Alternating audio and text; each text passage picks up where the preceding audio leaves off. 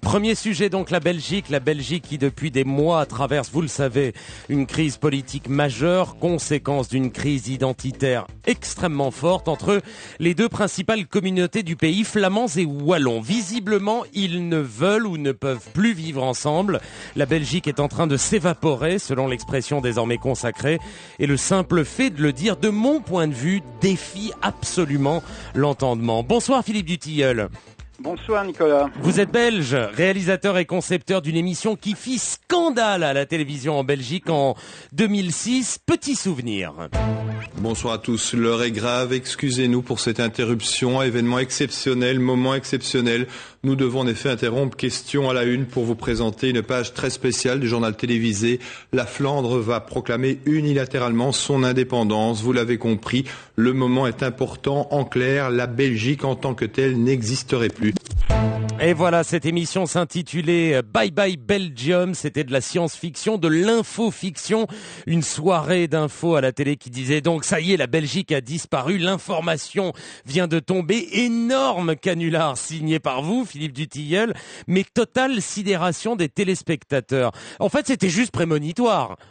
Oui, prémonitoire, oui, on peut le dire, parce que en fait, si vous voulez, si nous avons conçu cette émission, c'est parce qu'on sentait bien déjà à l'époque la déliquescence de l'État belge, si vous voulez, pas encore son évaporation, mais en tous les cas sa déliquescence et surtout le fait que les citoyens dans leur ensemble n'étaient pas vraiment conscients de cette déliquescence, simplement à cause du système politique belge, qui est un peu comparable à celui que vous viviez en 3e et en 4e République, c'est-à-dire un système particratique dominé par les partis, où finalement les citoyens, par exemple, contrairement à la fédération, à la confédération suisse, où vous savez que le référendum est une arme très souvent utilisée, une arme démocratique, eh bien en Belgique, les citoyens sont un peu exclus, si vous voulez, du débat politique. Mais une question, excusez-moi, une question simple. La Belgique va disparaître en tant que telle ?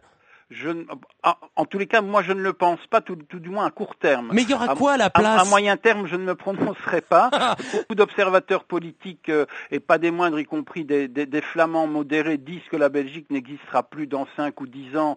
Ce qui est sûr, c'est qu'elle n'existera plus dans sa forme actuelle. Ça, c'est tout à fait certain. Est-ce qu'elle n'existera plus complètement ? Là, le point d'interrogation subsiste. C'est-à-dire qu'on pourrait réécrire une constitution, redéfinir ce qu'est ce pays, etc. Une question de David Abiker. Un message d'Abdelkrim sur Facebook. Alors lui est très inquiet, pas pour la Belgique, mais pour le roi. Qu'est-ce qu'on fait du roi des Belges en cas de partition ? Philippe Dutilleul. Où est-ce qu'on met la question dont les Belges se foutent le plus ? Où est-ce qu'on le met ? Les Français, ils aiment le roi des Belges. Qu'il y a deux choses qui lient aujourd'hui la Belgique et deux éléments fondamentaux qui font que la Belgique existe encore. Et peut-être un troisième. Le troisième, je crois qu'il y a quand même une majorité de citoyens dans ce pays qui ne veulent pas la disparition de la Belgique. Ça, c'est une première chose quand même importante, même si une forte minorité en Flandre notamment y pousse fortement. Ça, c'est la première chose. La deuxième chose qui tient ce pays ensemble, c'est Bruxelles. C'est Bruxelles, pourquoi ? Parce qu'on y est bilingue. Si vous voulez, Bruxelles, c'est à la fois la solution et le problème. C'est d'ailleurs le problème sur lequel achoppent aujourd'hui très fortement les négociations. Et puis, troisième élément, bien sûr, il y a le roi traditionnellement.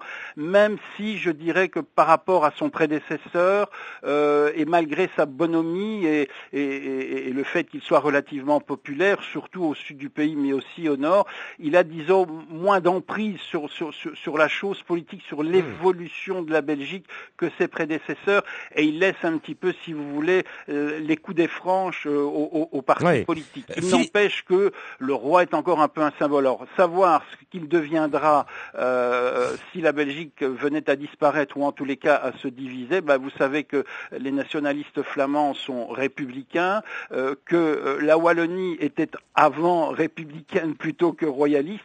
Bon, on peut très bien imaginer que le roi le reste dans ce qui pourrait être ce qu'on appelle une expression que je n'aime pas, une Belgique résiduelle composée de Bruxelles et de la Wallonie. Bon, il pourrait être à la tête de ce nouvel ensemble belge. Philippe Dutilleul, une dernière question. La Belgique est-elle, d'après vous, un laboratoire politique ou une exception destinée à le rester ?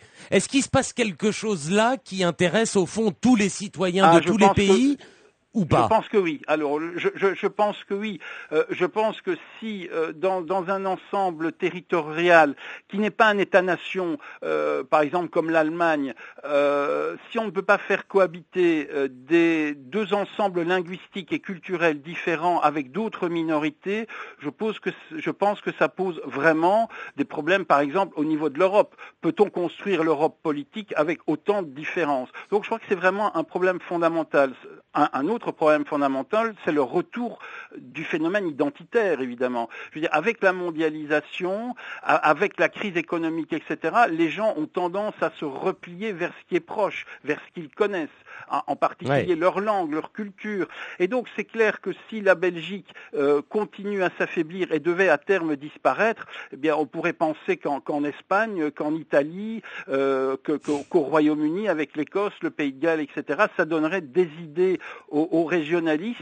Et si vous voulez, là, on arrive à la confrontation vraiment au niveau de l'Europe. Qu'est-ce qu'on veut au niveau de l'Europe? Est-ce qu'on veut une Europe des nations? Est-ce qu'on veut une Europe des régions? Est-ce qu'on veut un autre type d'Europe? Donc, en ce sens, on peut dire que la Belgique est un peu un laboratoire. Mais vous savez bien que les Belges ont quand même une qualité, me semble-t-il, c'est de ne pas se prendre au sérieux. Oui, c'est l'humour. Oui, et l'humour noir aussi. Oui, absolument. Et dernière chose que je voudrais rapidement, dire, on est très pressé. Tout à fait, c'est que la Belgique est quelque chose de complexe qu'on ne comprend souvent pas à l'étranger, peut-être chez nos amis français, mais dites-vous bien que si la Belgique n'est plus complexe, eh bien, n'existera plus. Eh bien, bye bye Philippe Dutilleul, et merci. Je rappelle que vous êtes réalisateur et concepteur de cette émission qui fit scandale en 2006, Bye Bye Belgium, un titre vraiment d'actualité. À suivre dans le 18-20, un vrai sujet de philo, l'esprit du foot a-t-il définitivement quitté la France ?